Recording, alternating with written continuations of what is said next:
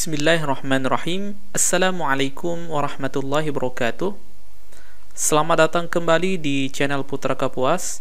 Pada kesempatan kali ini kita akan lanjutkan pelajaran mahfuzat kita, yang mana mahfuzat yang akan kita pelajari pada kesempatan kali ini adalah salah satu mahfuzat kelas 2 KMI yang berjudul Al-Iqtisad, yang artinya adalah berhemat. Oke, kita lihat di sini al-iqtisad artinya berhemat ya. Anfiq ini artinya adalah bisa artinya infakkanlah, tetapi terkadang ini dimaknai sebagai belanjakanlah harta. Jadi belanjakanlah hartamu.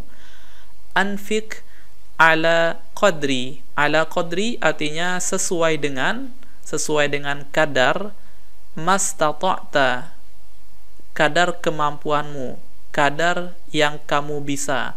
Jadi artinya belanjalah kamu sesuai dengan kemampuanmu.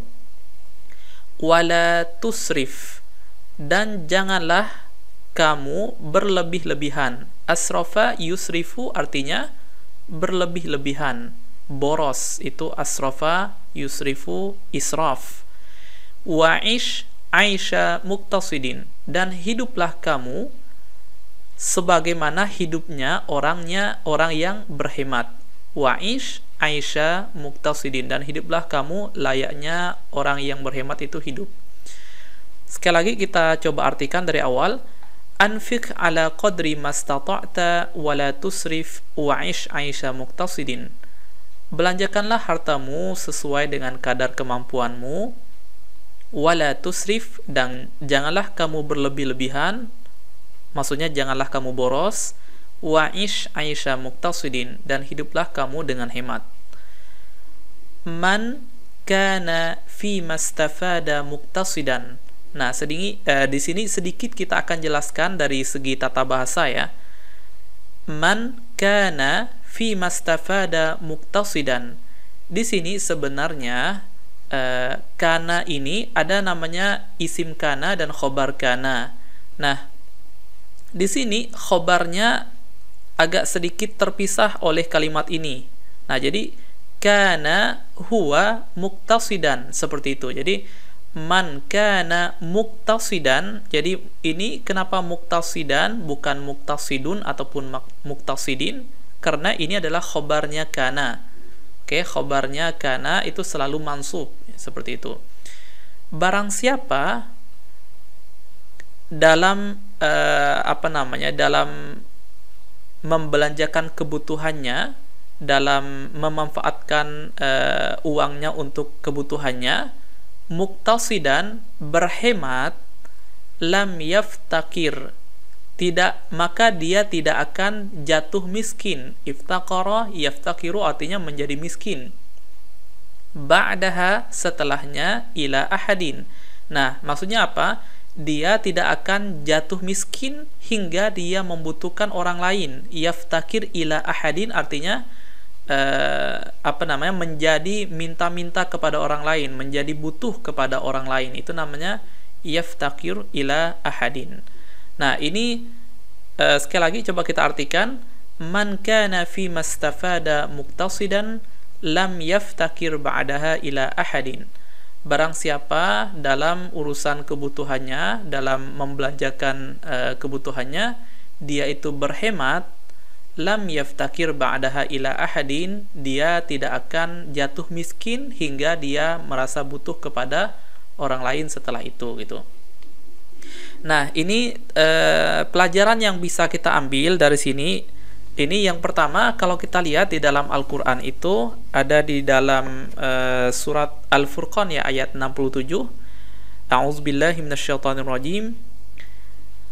Walladzina idza anfaqu lam yusrifu wa lam yaqturu wa kana baina dzalika qawama. Ini di surat Al-Furqan ayat 67, yang artinya dan orang-orang yang mana jika mereka menginfakkan sebagian hartanya ataupun membelanjakan sebagian hartanya, mereka tidak berlebih-lebihan, walam yaqturu, dan tidak juga terlalu bakhil atau kikir. Nah, jadi diambilnya tengah-tengah ya, tidak terlalu boros, tidak terlalu pelit juga, tidak seperti itu. wa kana baina zalika qawama. Jadi mereka ambil jalan tengah. Nah, inilah sifat orang-orang mukmin yang dijelaskan di dalam Al-Qur'an. Kemudian kita lihat lagi di dalam hadis, kita lihat ada hadis yang diriwayatkan oleh Imam Ahmad yang berbunyi ma'ala maniktasoda, yang artinya tidak akan jatuh miskin orang yang berhemat. Nah, ini perkara berhemat ini sebenarnya ada beberapa ya hadis yang lain juga. Nah, bahkan di dalam hadis lain itu dikatakan bahwasanya dalam wudhu sekalipun kita kan ambil air wudhu ya, misalkan ketika kita mau sholat kita wudhu, itu pun kita dilarang untuk boros air. Jadi diceritakan dalam sebuah hadis itu, anna Rasulullah sallallahu alaihi wasallam marra bi Sa'ad wa huwa yatawadda. Artinya suatu ketika Rasulullah itu sedang melewati salah satu sahabat yaitu Sa'ad. Ketika itu beliau sedang mengambil wudu itu. Kemudian Rasulullah pun berkata, "Ma hadzal saraf," katanya. Ini apaan ini kok boros sekali ya, kurang lebih begitu maksudnya ya. Jadi kemudian dijawab oleh sahabat tersebut, afil wudu'i israf, katanya. Apakah dalam wudu juga ada boros, kata sahabat itu.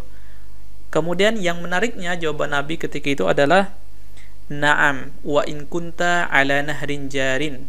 Ya, artinya iya, walaupun kamu wudunya itu ambil air dari di pinggir sungai gitu. Jadi bisa dibayangkan ya, kita ambil wudu di pinggir sungai, itu pun dikatakan oleh Rasulullah jangan boros. Nah, jadi tentunya di sini ada hikmahnya, bukan masalah air sungai tersebut banyak, tetapi sifat tersebut yang mungkin tidak baik, sehingga mungkin ada waktunya kita tidak punya banyak air.